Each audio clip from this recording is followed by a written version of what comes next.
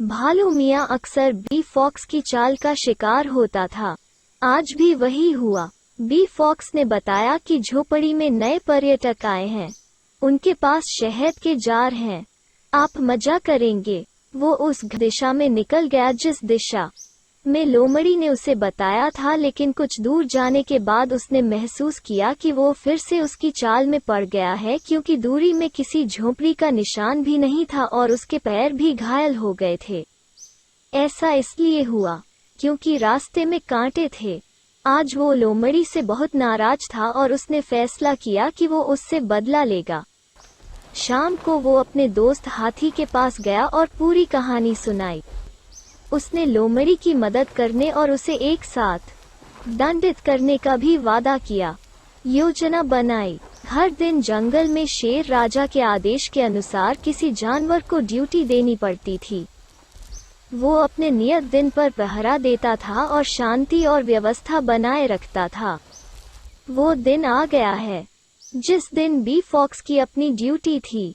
योजना के अनुसार भालू उसके पास गया और कहा, बी फॉक्स, मंत्री अलू ने आपको जल्दी बुलाया है। आपको हमारे साथ आना चाहिए। हाथी ने भी वही शब्द दोहराए और कहा कि बादशाह सलामत है, भी वही मेरा आज एक कर्तव्य है। मैं अपना स्थान कैसे छोड़ सकता हूँ?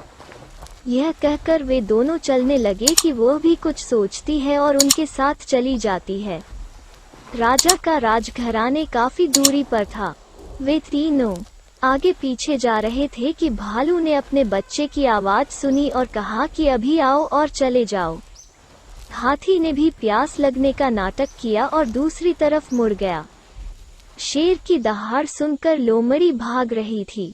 जब उसने इसके बारे में सोचा तो उस तरफ से आवाज आ रही थी जहां उसका कर्तव्य था। वो समझ गया कि वो मूर्ख बन गया है।